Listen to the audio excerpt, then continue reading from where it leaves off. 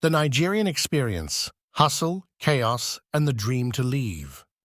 Being Nigerian is like living in a sitcom, except the plot twists come too fast to keep up, and you've got to laugh to keep from crying. It's a mix of unrelenting hustle, unfiltered chaos, and a whole lot of contradictions.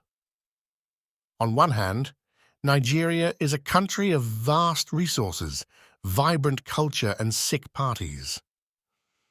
On the other hand, it's a place where electricity is a luxury, traffic jams are a way of life, and NIPA, the electric company, is basically synonymous with mood killer. It's a country where the government's primary job seems to be making sure nothing works, from healthcare to public transport. Roads are more like suggestions than actual pathways, and a trip to the market feels like a survival game. Yet, somehow, Nigerians manage to be the happiest people on earth, even if it's sometimes a bit of a defensive happiness. The whole suffer now, shine later attitude is a national pastime, and it seems to work. Kind of. Oh, and let's not forget about the mass exodus of young Nigerians looking for greener pastures. It's like a national sport at this point. If you're Nigerian, you probably know at least 5 people, if not a dozen, who've packed up and moved abroad in search of a better life. Canada, the UK, the US, Dubai, you name it, Nigerians are everywhere.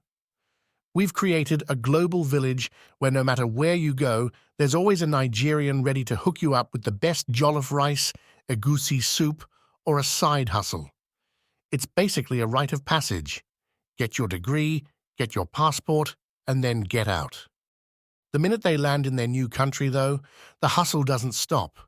Nigerians abroad are out here running everything, from hair salons in London to tech startups in Silicon Valley. And no matter how successful they get, they're still sending money home. You can't escape it. Every Nigerian abroad knows that if you're not sending something back to your family, you're basically a disgrace to the entire nation. Even if they're living the good life overseas, the need to send gifts, cash, or at least a thank God I made it. WhatsApp voice note is essential. The funny part? The rest of us at home are basically rooting for their success and also secretly hoping they'll send us something.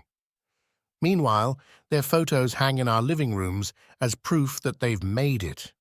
But don't be fooled. You'll never hear the full story of the struggle behind the success. It's all about the glow-up, and Nigerians are masters at making hustling look glamorous. So, yeah, if you're Nigerian, chances are you'll either be planning your escape or already have one foot out the door. The real question is, who's left in the country to run things? The world might be full of Nigerians now, but we'll always have that one thing in common, the dream to leave and make it big.